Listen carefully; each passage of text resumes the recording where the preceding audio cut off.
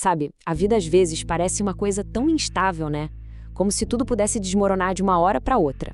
Hoje a gente vai mergulhar fundo numa estrutura teológica que tenta explicar por que a gente sente essa fragilidade e qual seria o caminho para encontrar um chão mais firme. Pois é, essa sensação de que tudo que a gente constrói pode simplesmente vir abaixo é um medo que todo mundo, de um jeito ou de outro, conhece bem. A análise que vamos explorar hoje começa justamente aí, nessa fragilidade que faz parte da experiência humana. Para a gente entender essa proposta, nosso roteiro vai ser o seguinte.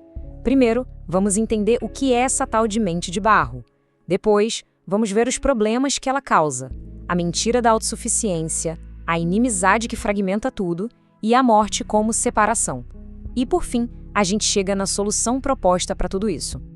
Ok, vamos começar então pela raiz do problema. O que é que significa exatamente essa herança que o texto chama de mente de barro?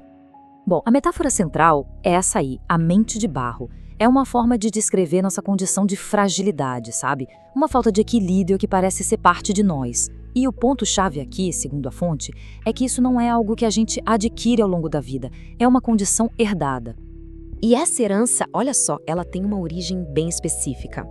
A análise aponta para o evento da queda, lá em Gênesis. Um momento de desobediência que teria instalado um sistema de caos profundo, não só dentro da gente, mas no mundo todo ao nosso redor. O primeiro grande sintoma dessa condição é um engano fundamental, a mentira de que somos autossuficientes, de que damos conta de tudo sozinhos. E é algo que nos desequilibra o tempo todo. E tudo teria começado com essa promessa aqui. Essa ideia de ser como Deus, segundo a análise, foi o que plantou a ilusão de que a gente pode ter o controle total das nossas vidas, ser totalmente autossuficiente. Na prática, isso acaba virando um ciclo sem fim. A gente corre atrás de sucesso, de um relacionamento, de ter o controle das coisas. Aí a gente consegue ter aquela sensação boa, temporária, mas logo aquele vazio volta. E o ciclo recomeça, numa busca que nunca se completa de verdade. Olha só como esse versículo bate de frente com essa ilusão. A vida é comparada a uma neblina que some rápido, algo que a gente não controla de jeito nenhum. Isso reforça todo o argumento contra essa nossa suposta autossuficiência. Então, se a mentira da autossuficiência foi o primeiro sintoma, o segundo é, nossa, ainda maior. A fonte chama de inimizade, que é basicamente uma ruptura total com tudo e com todos. E essa ruptura, essa quebra, não é uma coisa simples, não. Ela se espalha como se fosse uma rachadura em 4 direções diferentes, fragmentando a existência inteira. Vamos dar uma olhada em cada uma dessas fraturas. A primeira quebra, então, é na vertical, na nossa conexão com o Criador. O exemplo mais clássico é Adão se escondendo de Deus e depois culpando Eva. Aqui estaria a origem da culpa e do nosso isolamento espiritual. Depois vem a ruptura interna. Essa é quase como uma guerra civil dentro da gente. E essa citação descreve isso perfeitamente. Essa luta constante contra as nossas próprias falhas, que acaba gerando autodesprezo, ansiedade. É claro que essa bagunça interna acaba vazando, né? Ela se espalha para as nossas relações com os outros. Orgulho, a culpa, as feridas.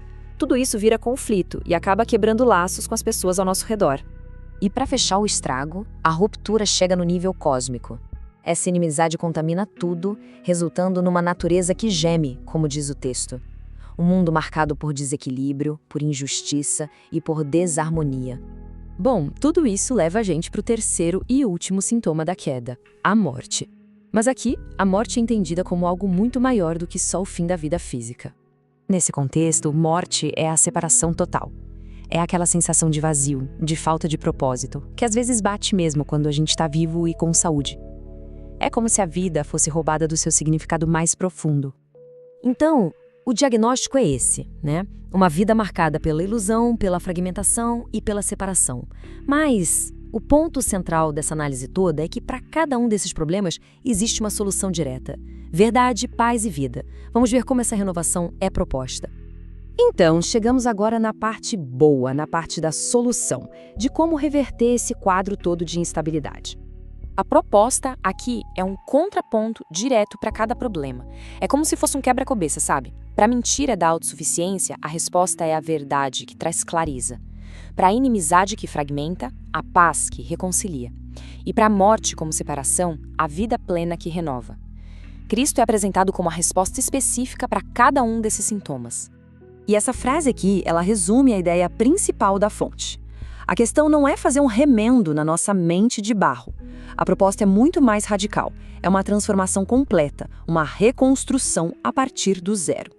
O resultado final de toda essa jornada, segundo essa visão, é justamente deixar de ser essa mente de barro frágil para se tornar o que o texto chama de nova criação, uma identidade totalmente refeita, restaurada e renovada. E a análise termina com um chamado bem prático, baseado nesse salmo. A chave para encontrar essa estabilidade seria entregar, ou seja, abrir mão daquela necessidade de autossuficiência e controle que deu início a tudo com a mentira original. E para fechar, fica essa reflexão no ar. Diante de toda essa estrutura que foi apresentada, o que significaria na prática parar de só ficar fazendo remendos nos problemas e realmente buscar essa renovação completa?